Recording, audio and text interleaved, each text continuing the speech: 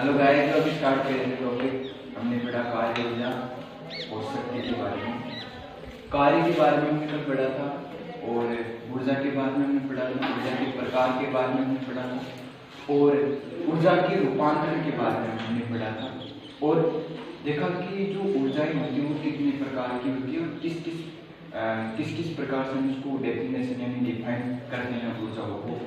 आज मैंने बताया था कि कार्य, ऊर्जा और शक्ति ये एक दूसरे से इंटरकनेक्टेड होते हैं। पहली लाइन में मैंने ये बोली थी कि एक दूसरे से जुड़े होते हैं। हमने कार्य के बारे में पढ़ा, ऊर्जा के बारे में पढ़ा। आज हम पढ़ते हैं शक्ति के बारे में कि शक्ति क्या होती है, पावर क्या होती है। पिछली क्लास में भी आपके लिए क्वेश्चन छोड़ के गया था, क्या आपको आंसर मिल गया उसका? मैंने जो क्वेश्चन छोड़ के गया था, क्वेश्चन पूछा था कि यदि आपका दोस्त या फिर आपका दोस्त आपके थप्पड़ मारता है और आपके गाल लाल हो जाते हैं, गर्म हो जाते हैं, तो कौन सी ऊर्जा का किस ऊर्जा में रूपांतरण हुआ? ठीक है, तो उसका आंसर क्या है? तो उसका आंसर ये है कि जैसे आपका दोस्त हाथ को लेके आया तो यांत्रिक ऊर्जा इसमें चेंज हो गई, उसमें ऊर्जा के अंदर चेंज हो गई, तो क्या हो गया? वो गर्म हो गया। ठीक है, उसका आंसर क्या है? यांत्रिक ऊर्जा का किसमें रूपांतरण? उसके अंदर, उसमें ऊर्जा के अंदर रूपांतरण। ठीक है, अब हम पढ़ेंगे शक्ति के बारे में। पावर एंड शक्ति क्या होती है?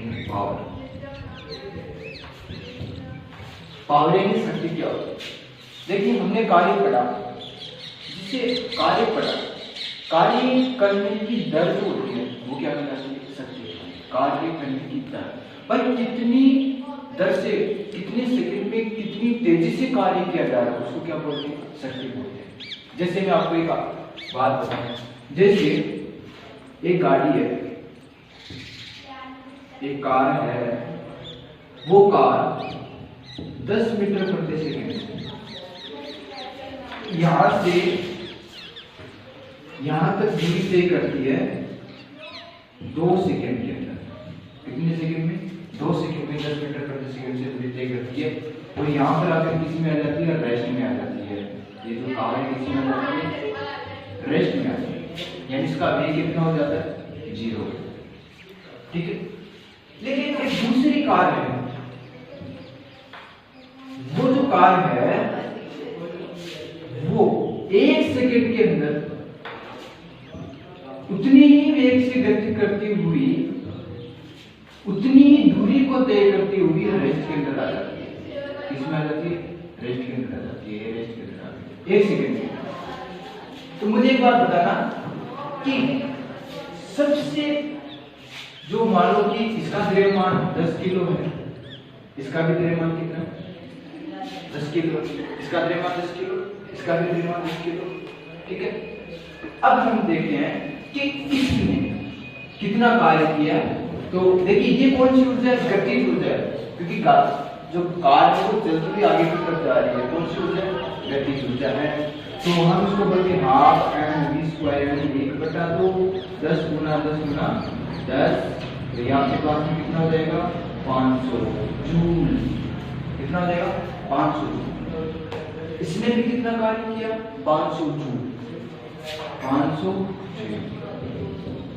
लेकिन इसने जो कार्य किया वो कितने सेकंड में किया? 2 सेकंड में। और इसने कार्य कितने सेकंड में किया? 1 सेकंड में। तो बताओ किसकी शक्ति ज्यादा है? दूसरी वाली कार की, क्योंकि उसने 1 सेकंड में 500 जूल कार्य किया और इसने 2 सेकंड में 500। समझ में आ गई मेरी बात? तो शक्ति का मतलब समझ में आ गई कि कार्य करने की दर क्या कहलाती है? शक्ति। ठीक है, तो कार्य करने की दर क्या कहलाती है? शक्ति है, पावर कहलाती है। पावर कार्य करने की दर क्या कहलाती है? ठीक है, ये एग्जांपल नंबर हुआ 1।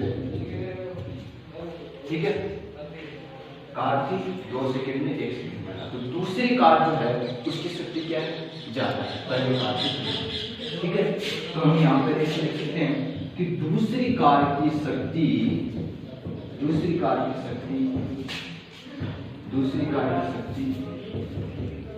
पहली जो कार है पहली कार की तुलना में ज्यादा है, यानी दूसरी कार की शक्ति पहली कार की तुलना में क्या ज्यादा है। अब देखिए हम लोग यहाँ पर ऐसा तो सोच नहीं सकते, इसलिए हम लोग क्या बना लेते हैं, फॉर्मूला बना लेते हैं। फॉर्मूले में क्या करते हैं, वैल्यू को रख देते हैं, सोल्व कर लेते हैं, आंसर आ जाता है। ठीक है, किसने कितना कार्य किया। ठीक है, जैसे मैंने कहा कार्य करने की दर क्या कहलाती है, शक्ति कहलाती है। तो कार्य करने की दर शक्ति करने का मतलब ये हो गया कि पावर बराबर कार्य करने की दर यानी delta W upon delta T मान लो। तो देखिए कार्य कितना हो रहा है, किसके सापेक्ष, टाइम के सापेक्ष, यानी समय के सापेक्ष कितना कार्य हो रहा है, इसको क्या बोल गया, शक्ति बोल गया। जैसे P बराबर, मुझे एक बात बताओ, W बराबर आपने क्या बोला, F डॉट S बोला, ठीक है। तो W के स्थान पे क्या लिख सकता हूँ, F डॉट S लिख सकता हूँ, ठीक है। तो F dot S upon dt। अब देखिए आप लोग खुद बताइए, एक फॉर्मूला होता है 4 बराबर 2 की बटा समय, ठीक है। या फिर देखिए ये विस्थापन करता dt क्या कहलाता है, वेग कहलाता है। तो यहाँ पर क्या बोलते हैं उसको, F डॉट V। तो कार्य के दो फॉर्मूले होते हैं, P बराबर मतलब P बराबर कार्य करने की दर और F डॉट V क्या कहलाता है, कार्य कहलाता है। ठीक है, अब देखिए जैसे मैं आपको दूसरा एग्जांपल बताता हूँ, एग्जांपल नंबर 2। एग्जांपल नंबर 2 देखिए, जैसे मान लो कि एक पहाड़ है, क्या पहाड़ है, ठीक है। इस पहाड़ पर एक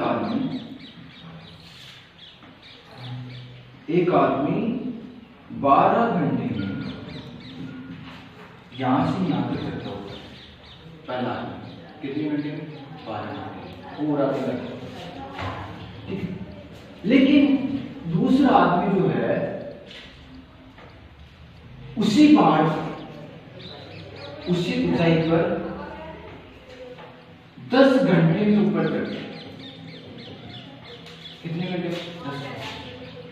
तो बताओ कि शक्ति किसकी ज्यादा है, 12 घंटे वाले की 10 घंटे वाले, 10 घंटे वाले।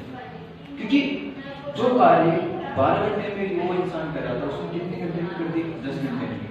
तो उसकी शक्ति क्या ज्यादा, ठीक है। समझ में आ गई मेरी बात। अब देखिए हम लोग क्या करते हैं, कुछ क्वेश्चन करते हैं, अपने आप क्वेश्चनों से अपने आप ही क्या हो जाएगा, पता चल जाएगा कि किस प्रकार के क्वेश्चन आते हैं, ठीक है। तो देखिए जैसे पहला जो क्वेश्चन है एग्जांपल नंबर 1। एग्जांपल नंबर 1 ये है कि एक आदमी, सिंपल से क्वेश्चन आते हैं, एक आदमी 2 सेकंड में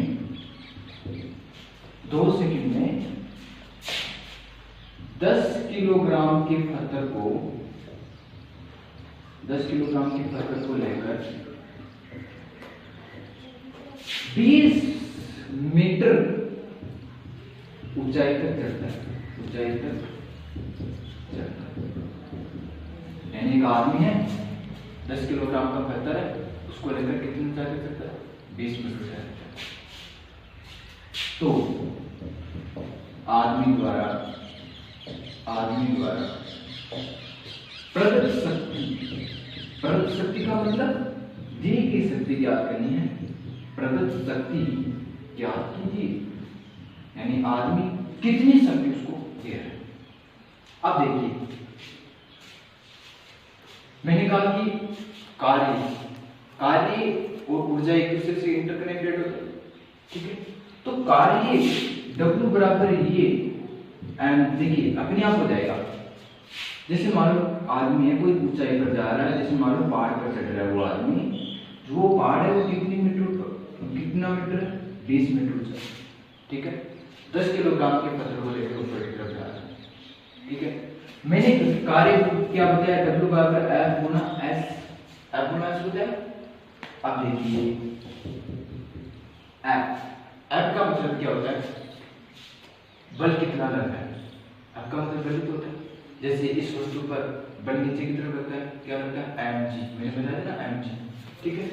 तो यहाँ पे कितना हो गया mg, एच का मान कितना हो गया एच, विस्थापन कितना होगा यहाँ से यहाँ तक विस्थापन हो गया mg गुणा एच। तो m का मान कितना है, कितने ग्राम को लेके जा रहा है, 30 किलोग्राम की वस्तु को लेके जा रहा है, सॉरी 10 किलोग्राम की वस्तु को लेके जा रहा है, 10 गुणा h का मान कितना है 20, तो कितना हो गया 2000 जूल, कितना हो गया 2000 जूल। ठीक है, अब देखिए 2000 कितने सेकंड में लेके जा रहा है, 2 सेकंड में। तो 1 सेकंड में कितना लेके जाएगा, मतलब 1 सेकंड में कितनी ऊर्जा प्रदान करेगा, 1000 जूल। तो वही क्या हो जाएगी, उसकी शक्ति हो जाएगी। तो शक्ति बराबर क्या हो गया, W बटा T कितना हो गया 2000/2, तो पावर बराबर कितनी होगी 1000 वाट। आप समझ में आ गई। देखिए वाट, वाट होता है शक्ति की इकाई, क्या कहलाती है वाट।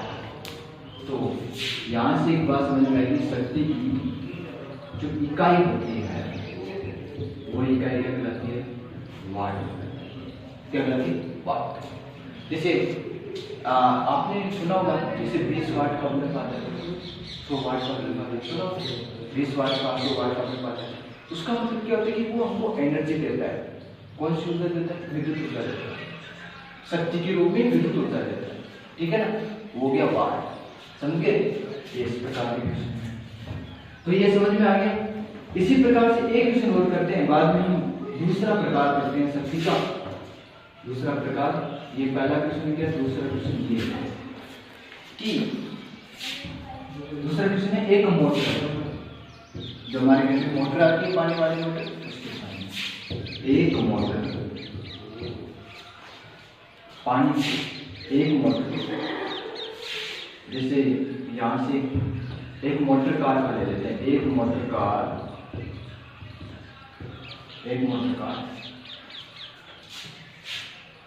10 मीटर पर सेकंड से चलती हुई, 10 मीटर पर सेकंड से चलती हुई अपने वेग को 20 मीटर पर सेकंड कर देती है, 20 मीटर पर सेकंड कर देती है, या 20 मीटर पर सेकंड 2 सेकंड में कर देती है, 2 सेकंड में कर देती है। तो उसकी शक्ति ज्ञात करो, शक्ति ज्ञात करो। मतलब तो मोटर कार पहले वेग कितना था, 10 मीटर प्रति सेकंड से चलती है, बाद में 2 सेकंड बाद उसका वेग कितना हो गया, 20 मीटर पर सेकंड हो गया। ठीक है, यानी पहले 1 सेकंड में कितना चल रही थी, 10 मीटर, अब 1 सेकंड में कितना चल रही है, 20 मीटर। ठीक है, तो हमको क्या याद करनी है, शक्ति ज्ञात करनी है ना। तो देखिए किस प्रकार से याद करते हैं। मैंने कहा देखो गाड़ी चल रही है तो कौन सी ऊर्जा है, गतिज ऊर्जा। कौन सी ऊर्जा है, गतिज ऊर्जा। गाड़ी चल रही है, कौन सी ऊर्जा मानते हैं, गतिज ऊर्जा मानते हैं। तो हमने क्या बोला, कार्य बराबर क्या हो जाएगा, हाफ। जैसे पहले 10 मीटर प्रति सेकंड था, बाद में 20 मीटर प्रति सेकंड हो गया, तो कार्य में क्या हो गया, परिवर्तन हो गया। पहले 10 था, बाद में कितना हो गया, 20 हो गया, तो कार्य में क्या हो गया, परिवर्तन हो गया। डब्ल्यूएफ माइनस का W initial, final minus initial, final का मतलब अंतिम, इनिशियल का मतलब प्रारंभिक। ये क्या हो गया, half M V square final वेग माइनस का हाफ एम इनिशियल। ठीक है, अब देखिए 1/2 इस मोटर कार का जो वेग, सॉरी इसका जो द्रव्यमान है, मोटर कार का जो द्रव्यमान है वो कितना मान लो आप लोग, 30 किलो की मोटर कार मान लो। मोटर कार का जो द्रव्यमान है वो कितना है, 30 किलो। मोटर कार का द्रव्यमान कितना है, 30 किलो। 30 किलो की मोटर कार है। एम का मान कितना है, 30। वी फाइनल, फाइनल का मतलब 10 से कितना हो गया, 20 हो गया। फाइनल का मतलब अंतिम वेग कितना है, 20 मीटर पर सेकंड। तो आपने क्या बताया, 20 का स्क्वायर, ठीक है, माइनस का 1/2, 30 गुना किसका, कितने का स्क्वायर, 10 का स्क्वायर। हम लोग उसको क्या करते हैं, सोल्व करते हैं। तो देखिए 1/2 गुणा 30 को तो हमने क्या कर लिया, कॉमन ले लिया, क्योंकि दोनों में आ रहा है 1/2 गुणा 30, है ना।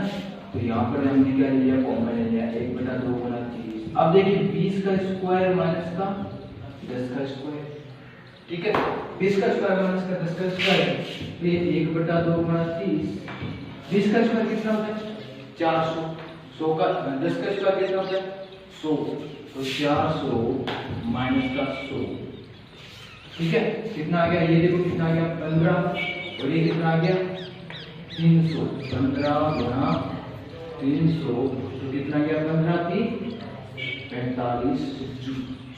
4500 जूल आ गया, ठीक है। ये 4500 जूल ऊर्जा उसको प्राप्त है ना।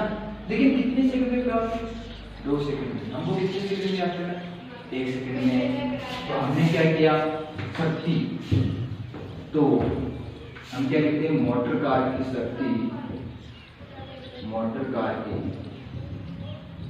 शक्ति P बराबर delta W upon delta T, यानी 45/2 सेकंड, कितना आ गया 45 का आधा कितना आ गया 2250, ठीक है, कितना आ गया देखो 2250, ठीक है।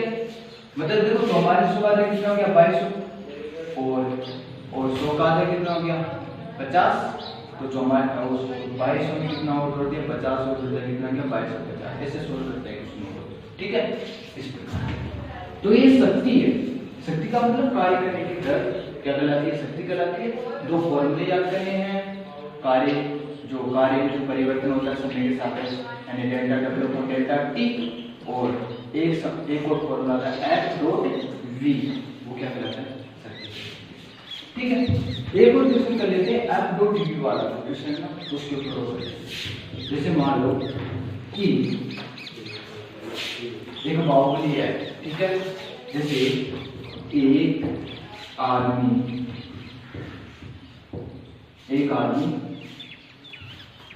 20 न्यूटन का, ज्यादा लिख देते हैं 200 न्यूटन का बाहुबली है ना, इससे 200 न्यूटन का बल किसी वस्तु पर, एक आदमी 200 न्यूटन का बल किसी वस्तु पर लगातार, तो वस्तु उसी क्षण, मतलब जैसे आदमी 200 न्यूटन का बल लगाया, उसी क्षण 10 मीटर प्रति सेकंड से चलने लगती,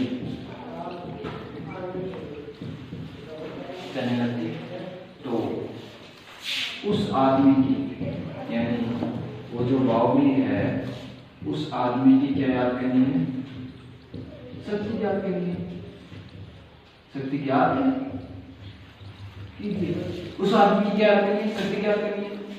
एक आदमी है 200 मीटर का बल लगाया, वो वस्तु 10 मीटर प्रति सेकंड से चलने लगे, तो उस आदमी की क्या याद करनी है, शक्ति याद करनी है।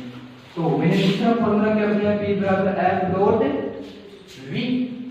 F का मान कितना है 200 न्यूटन, F का मान कितना लिख दिया 200 न्यूटन, V का मान कितना 10 मीटर प्रति सेकंड, ये लोग 10 मीटर प्रति सेकंड, तो कितना हो गया 2000 वाट। तो इसमें कितनी शक्ति प्रदान की 2000 वाट, ठीक है। ये आपके पास में तीसरा क्वेश्चन हो गया। इसी टाइप के क्वेश्चन आपके पूछते हैं एग्जाम के अंदर, है ना। तो इन क्वेश्चनों को कुछ भी नहीं है, दो फॉर्मूले याद करो, बाकी फॉर्मूले के अंदर मान रख दो, आंसर आ जाएगा, बस सिंपल सी बात है, ठीक है। ये आपके पास में एक प्रकार की शक्ति थी। अब दूसरी प्रकार की शक्ति जो होती है वो होती है विद्युत ऊर्जा के कारण उत्पन्न शक्ति, ठीक है। जैसे हम जो करंट आता है उसके कारण कितनी शक्ति उत्पन्न होती है, ठीक है। तो दूसरी प्रकार की शक्ति होती है विद्युत ऊर्जा के कारण उत्पन्न शक्ति। विद्युत ऊर्जा के कारण उत्पन्न शक्ति। ठीक है, तो देखिए विद्युत ऊर्जा के कारण किस प्रकार से शक्ति ज्ञात करते हैं। तो देखिए जैसे मान लो, जैसे हमारे घर में तो लाइट आती है, ठीक है, तो देखिए जैसे मान लो तार है, इस तार में कोई धारा बह रही है आई, ठीक है, अभी हम आगे चैप्टर में पढ़ेंगे करंट, इलेक्ट्रिसिटी यानी विद्युत धारा, उसमें हम पढ़ेंगे, ठीक है ना। तो इसमें धारा क्या बनेगी, आई बनेगी, आई क्या है, धारा। अच्छा, इस तार का प्रतिरोध मान लेते हैं आर। देखिए अपने आप समझ में आ गया प्रतिरोध क्या होता है, धारा क्या होती है, सब कुछ समझ में आ जाएगा। प्रतिरोध क्या हो गया, आर हो गया, और आपने क्या जोड़ दी, यहाँ से एक बैटरी को जोड़ दिया, ये बैटरी है 3 वोल्ट की बैटरी, ठीक है।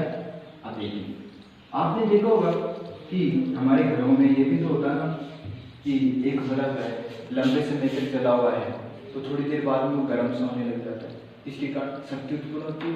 वो जो ऊर्जा होती है या फिर शक्ति होती है वो किस में से हो जाती है, उसमें होना चाहिए, तभी तो गर्म होता है। तो ऊर्जा उत्पन्न होगी तो वहां पर कौन क्या आएगी, शक्ति भी आएगी, ठीक है। अब देखिए एक तार है, उस तार में का प्रतिरोध आर है, और आपने क्या लगा दिया यहाँ पर वोल्ट लगा दी, क्या लगा दी, वोल्ट लगा दी, ये वोल्ट की बैटरी, ठीक है। अब देखिए आर का मतलब क्या होता है, प्रतिरोध का मतलब क्या होता है, तो प्रतिरोध का मतलब होता है विरोध करने वाला, इसका धारा इधर की तरफ बह रही है, लेकिन प्रतिरोध क्या करता है, विरोध करता है, धारा को बहने से रोकता है, उसको आपने क्या बोल दिया, प्रतिरोध। कौन बह रही है, धारा बह रही है, ठीक है, और ये क्या हो गया, 3 वोल्ट की बैटरी लगाती है, ठीक है। अब देखिए कैसे निकालते हैं, उसकी शक्ति निकालने के लिए हम क्या करते हैं, फॉर्मूला लिखते हैं। देखिए इसका जो फॉर्मूला होता है विद्युत शक्ति का फॉर्मूला, यानी विद्युत शक्ति, तो विद्युत शक्ति का फॉर्मूला क्या होता है, मैं यहाँ पे लिख देता हूँ विद्युत शक्ति का फॉर्मूला, विद्युत शक्ति P करंट, करंट यानी क्या होता है, विद्युत होती है, करंट यानी क्या होता है, विद्युत होती है, ठीक है। P करंट बराबर क्या होता है, I स्क्वायर गुना R। देखिए एक फॉर्मूला होता है V बराबर IR, आप जानते हैं कि ओम का नियम होता है, V बराबर क्या होता है, IR होता है, आप ओम का नियम हम आगे पढ़ेंगे, है ना। अभी आपके पास में प्रॉब्लम्स आएगी, लेकिन हम आगे पढ़ेंगे, ठीक है, अपने आप समझ आएगा। तो देखिए I square into R into T, है ना, ये तो क्या होती है, ऊष्मा उत्पन्न होती है, ठीक है। तो यहाँ पर देखिए शक्ति उत्पन्न होती है I स्क्वायर गुना R, या फिर हम बोल सकते हैं V स्क्वायर बटा R। कहां से आया फॉर्मूला, V बराबर I स्क्वायर, अब तो एक फॉर्मूला है आपको I स्क्वायर गुना R, ठीक है, और फिर इस I के स्थान पर क्या रखो, V बटा R, तो क्या लगेगा, V स्क्वायर बटा R आ जाएगा, ठीक है। ये तो क्या शक्ति है, ठीक है।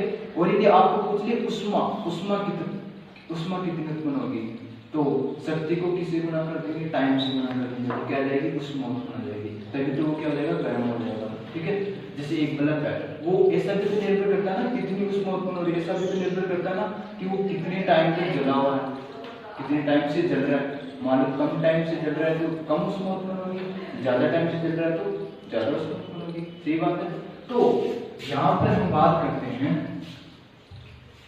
यहाँ पर तार में उत्पन्न उष्मा, यदि आप पूछ ले तार में उत्पन्न उष्मा, तार में उत्पन्न उष्मा H का मतलब क्या होता है, हीट होता है, उसको आपने किससे गुणा कर दिया, T से गुणा कर दिया, तो P इंटू T यानी I स्क्वायर R T, या फिर आपने बोल दिया V स्क्वायर बटा R इंटू T आपने, ठीक है।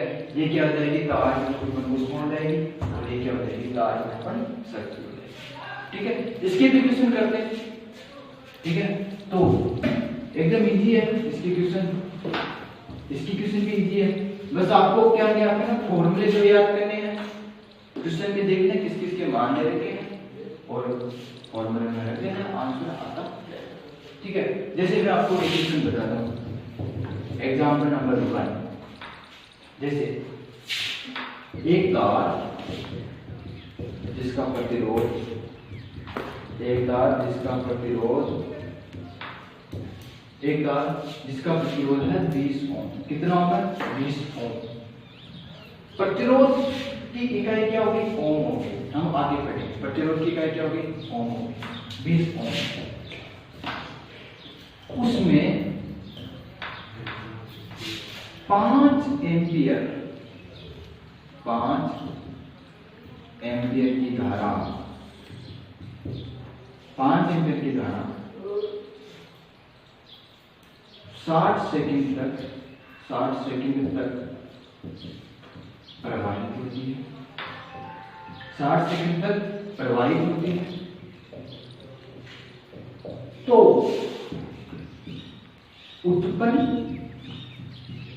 उष्मा ज्ञात कीजिए, यानी वहां पर कितनी उष्मा उत्पन्न होती है। एक तार उसका प्रतिरोध कितना है? 20 ओम। उसमें 5 एम्पीयर की धारा प्रवाहित हो रही है और वो बल्ब जो तार है उसमें धारा प्रवाहित होने का जो टाइम है भाई कितने सेकंड तक उत्पन्न हो रही है? 60 सेकंड भी बोल सकते हैं या फिर 1 मिनट भी बोल सकते हैं। 1 मिनट का मतलब कितना हो गया? 60 सेकंड ही तो हो गया। ठीक है, तो उसमें क्या याद करेंगे? कुछ उसमें याद करेंगे। बस आपको देखना है प्रतिरोध दे रखा है, धारा दे रखी है, टाइम दे रखा है, उसमें याद रखना है। बस उष्मा का फॉर्मूला है। तो S का मान क्या होता है? उत्पन्न उष्मा बराबर क्या होगी? उत्पन्न उष्मा यानी H बराबर क्या होगी? I square R into T होगी। H बराबर क्या हो गया? I square into R। I का मान कितना है? देखिए धारा का मान 5 एम्पीयर, 5 का स्क्वायर कर दीजिए। प्रतिरोध का मान कितना है? 20 ओम। 20 का मान है, T का मान कितना है? 60 सेकंड। 5 होगा बस फॉर्मूले में मान रखना है। 5 होगा 25 छदुनी 12, ये छदुनी 12 हो गया ना, गुना 10 की घात 2। ठीक है, अब देखिए 12 को 25 से गुणा करते हैं। 12 पंजू 60, 6 सर की 12 गुणा 24, 24 से 30, 30 गुणा 10 की घात 2, तो कितना हो गया? 30 किलो वाट की शक्ति। यहाँ पे शक्ति नहीं है, यहाँ पे ऊर्जा है, तो 30 किलो जूल आपके पास में। ठीक है, तो यहाँ पर क्या है? उष्मा है, तो यहाँ पर उष्मा की मात्रा है 30 किलो जूल। मैंने बताया था उसमें ऊर्जा है, ऊर्जा की इकाई क्या होती है? जूल। 30 kilo joule. ठीक है, ये क्या होगी? उत्पन्न उष्मा। ठीक है, पहली बात समझ में आ गई। दूसरी बात हम बात करते हैं, दूसरा एग्जाम्पल और देखते हैं। ठीक है, दूसरा एग्जाम्पल नंबर है 2। एग्जाम्पल नंबर 2 कौन सा है? देखिए एक बैटरी है, एक बैटरी जिसका विद्युत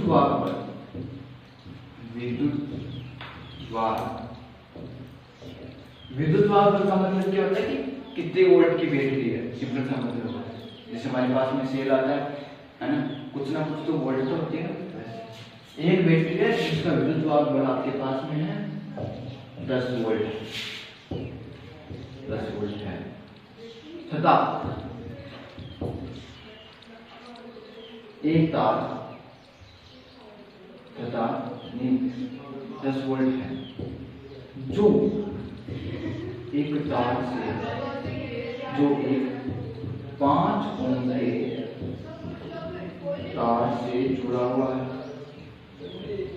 5 ओम के तार से जुड़ा हुआ है, तो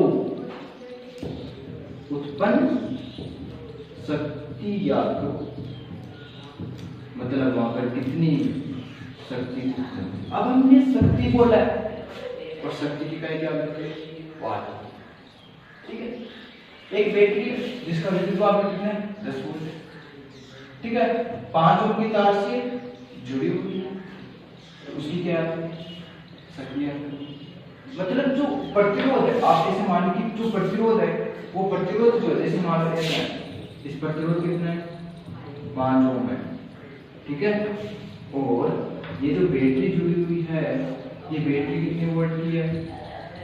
10 वोल्ट की बैटरी।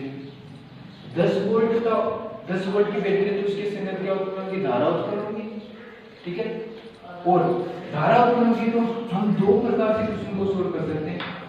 V बराबर I इंटू R, ओम का नियम हम आगे पढ़ेंगे, ओम का नियम। V का मान कितना है, देखो 10 वोल्ट है V का मान, I R का मान कितना है 5 ओम, तो I बराबर कितना हो गया 2 एम्पीयर।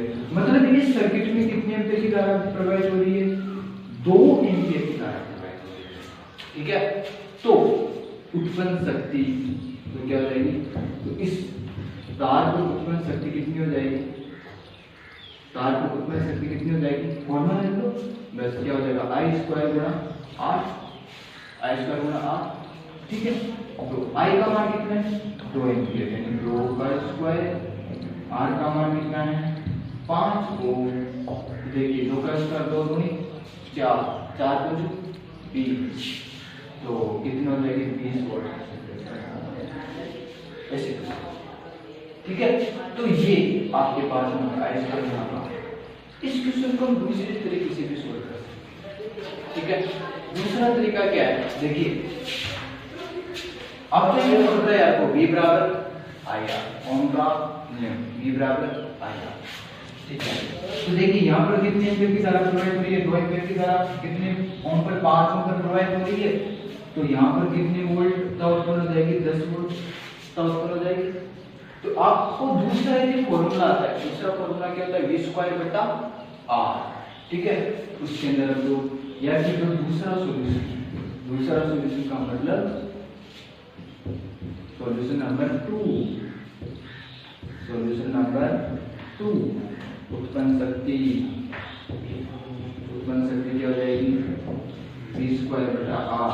कितने वोल्ट की बैटरी थी 10 वोल्ट की बैटरी थी, 10 का स्क्वायर बटा R, R का मान कितना हो गया 5, तो कितना हो गया 100 बटा 5, 100 बटा 5 कितना हो गया 20, तो कितना वोल्ट आया 20 वोल्ट।